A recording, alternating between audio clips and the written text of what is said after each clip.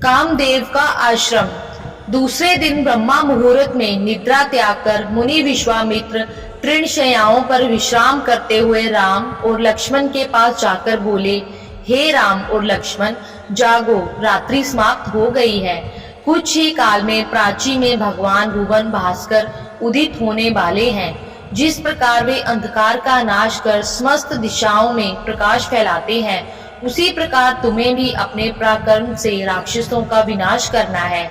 नित्य कर्म से निर्वित हो जाओ, संध्या उपासना करो, अग्निहोत्री आदि से देवताओं को प्रसन्न करो, आलस्य को त्यागो और शीघ्र उठ जाओ, क्योंकि अब सोने का समय नहीं है।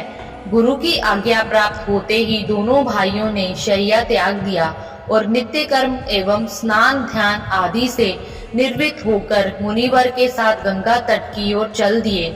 वे गंगा और सरयू के संगम, जहाँ पर ऋषि मुनियों तथा तपस्वियों के शांत व सुंदर आश्रम बने हुए थे, वहां पर पहुँचे।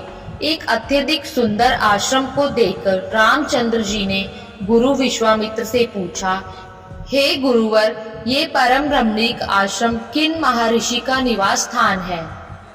राम के प्रश्न के उत्तर में ऋषि विश्वामित्र ने बताया, हे राम, यह एक विशेष आश्रम है। पूर्व काल में कैलाशपति महादेव ने यहाँ घोर तपस्या की थी। संपूर्ण विश्व उनकी तपस्या को देखकर विचलित हो उठा था। उनकी तपस्या से देवराज इंद्र भयभीत हो गए और उन्होंने शंकर जी के तप को भंग करने का निश्चय किया। इस कार्य के लिए उन्होंने कामदेव को नियुक्त कर दिया। भगवान शिव पर कामदेव ने एक के बाद एक कई बाण छोड़े, जिससे उनकी तपस्या में बाधा बढ़ी। क्रुद्ध होकर महादेव ने अपना तीसरा नेत्र खोल दिया था। उस तीसरे नेत्र की तेजोमयी ज्वाला से जलकर कामदेव भस्म हो गए। देवता होने के कारण कामदेव की मृत्यु नहीं हुई, केवल शरीर ही नष्ट हुआ। इस प्रकार अंग नष्ट हो जाने के कारण उनका नाम अनंग हो गया और इस स्थान का नाम अंगदेश पड़ गया।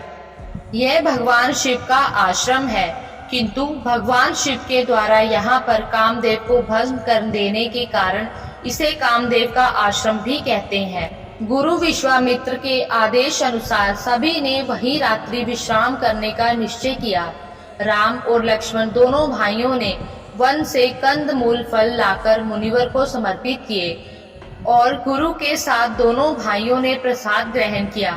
तत्पश्चात स्नान, संध्या उपासना आदि से निर्वित होकर राम और लक्ष्मण गुरु विश्वामित्र से अनेक प्रकार की कथाएं तथा धार्मिक प्रवचन सुनते रहे।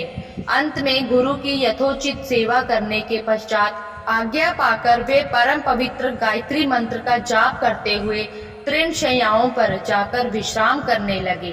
धन्यवाद।